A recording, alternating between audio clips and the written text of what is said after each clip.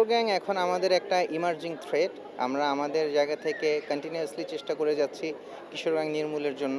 যেমন একটা ব্যাপার আপনি দেখবেন যে আরও ২-৪ বছর আগেও কিশোর গ্যাং নিয়ে যে ধরনের নিউজ হতো, যে ধরনের দুর্ঘটনা ঘটতো, এখন কিন্তু সেটা অনেকখানি কমে এসেছে।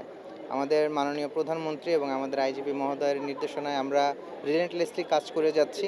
আর যদি বলেন যে কিশোর গ্যাংয়ের কারণগুলোর মধ্যে কারণগুলোর মধ্যে একটা কারণ হচ্ছে এই যে কিন্তু খেলাধুলার অভাব। যেখানে যে বয়সে কিশোররা খেলাধুলা করে নিজেদের সময়টা কাটাবে, নিজেদের মেতে থাকবে, সেই সময়ে দেখা যাচ্ছে যে তারা সেই খেলাধুলার স্কোপটা যখন পাচ্ছে না, তখন তারাই কিন্তু বিভিন্ন কাজে বা বিভিন্ন অপকর্মে তারা মেতে উঠছে। সংস্কৃতি এবং খেলাধুলা এই দুটো বিষয় যখন আমাদের কিশোরদের মাঝে, তরুণদের মাঝে আমরা পুরোপুরি বুনে দিতে পারবো, আমার মনে হয় এটাও একটা প্রোঅ্যাক্টিভ একটা অ্যাপ্রোচ। এবং আমাদের তরুণ সমাজ এখন যথেষ্ট সচেতন।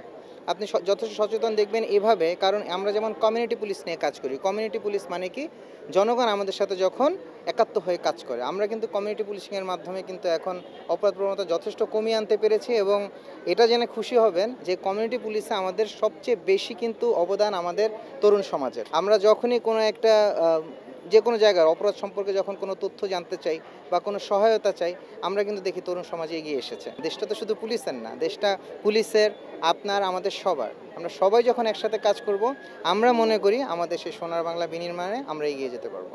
একটা সময় ছিল যে পুলিশ শব্দটা শুনিয়ে আসলে ভয় দেখিয়ে ঘুম পাড়ানো হতো। আসলে পুলিশের প্রতি আমাদের বাংলা সিনেমায় সবসময় একটা বিরূপ প্রতিক্রিয়া দেখানো হতো, যেখানে পাশের দেশে সিংহাম তৈরি হতো, আমাদের দেশে আসলে পুলিশকে শেখানো নেতিবাচক জায়গায়। পুলিশের এই সার্বিক রূপ পরিবর্তনটা আসলে আসছে কিনা, বা আসলেও আরো কত সময় সুন্দর একটা জায়গায় যাবে?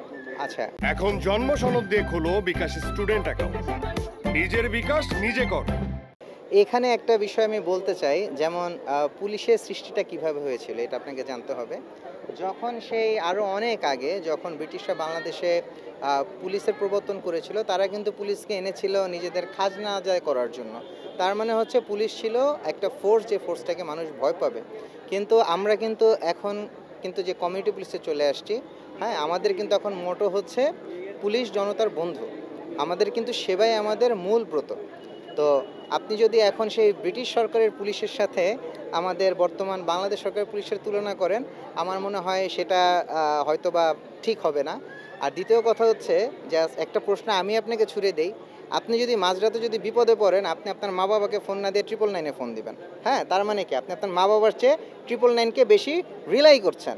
তো আপনারা হচ্ছে পুলিশকে কি ভাবেন বা কি বলেন, সেটা ডিফার করতে পারে, বাট বিপদে আপনার বন্ধু যে পুলিশ, হ্যাঁ, সেটা মনে হয় আপনি নিজেকে প্রশ্ন করলেই জানতে পারবেন।